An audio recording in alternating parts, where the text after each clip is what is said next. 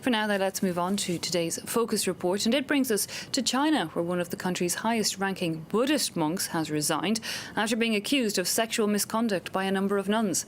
China's legal system is poorly set up for dealing with assault allegations due to an ambiguity of laws, but sexual assault survivors and activists are working to change this. Katharina Yu and Antoine Videli send us this report.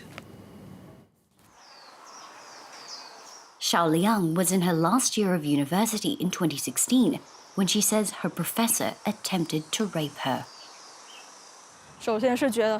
I was shocked because this man is known as a very respectable professor. All that time, I thought he was a nice person. I did not realize he was manipulating me.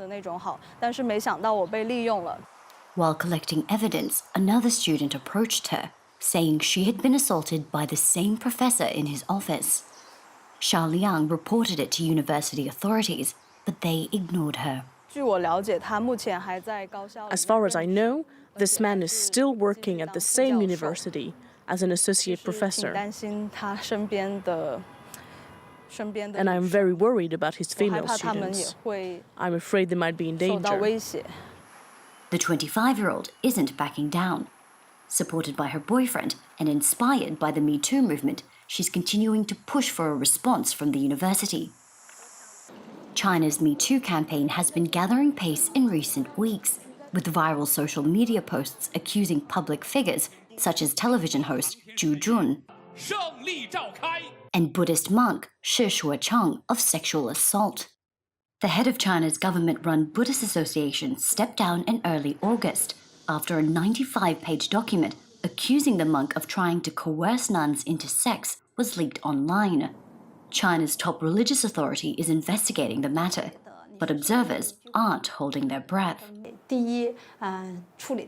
Investigations are slow, and secondly, results are often hushed and not transparent. Journalist Feng Yuan says the Me Too movement faces another hurdle in China: government censorship. Articles and petitions calling for action are often taken offline.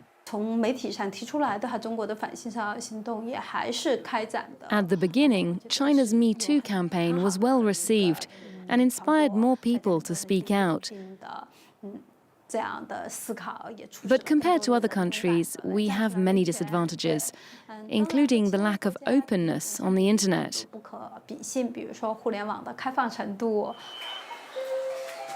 Lack of openness is a problem faced by anti-sexual assault campaigners both on and offline. Activist Zheng Xi says China lacks a legal definition of sexual harassment, and regulations on how to handle sexual assault in schools, workplaces, and other institutions are practically non-existent. She's working to change this by applying to place anti-sexual harassment stickers throughout the public transport system in Hangzhou City, where she lives. According to a recent survey, more than 50% of female commuters have been assaulted while riding China's subways. We want to help create an environment that will deter sexual criminals and make the authorities acknowledge their duties and responsibilities. Public acknowledgement of sexual misconduct is rare in China. At the beginning of this year, Beijing's Beihang University became the first to dismiss a professor accused of sexually harassing students. His removal marked the beginning of the country's Me Too campaign. But students here say there's still a long way to go. I think there should be a system to supervise the behavior of professors to prevent this from happening. It's difficult to establish a national mechanism to address this problem. It might take years. But we cannot fail to do it just because it's hard. Though public institutions have been slow to react, these parents haven't. Concerned by widespread coverage of sexual assault allegations in Chinese media, they're taking advantage of the summer holidays to educate their children about physical and sexual safety. When they grow up and are confronted with these situations, they will know how to handle them and be more confident.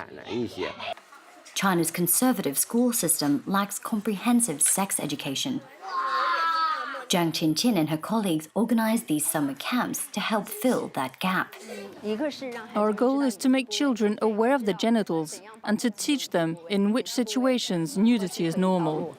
More importantly, we let them know that they are the ones in control of their body and they have the right to say no. We also teach them basic ways to protect themselves. She hopes teaching children to say no at a young age will prevent them from ever having to say "me too" in the future.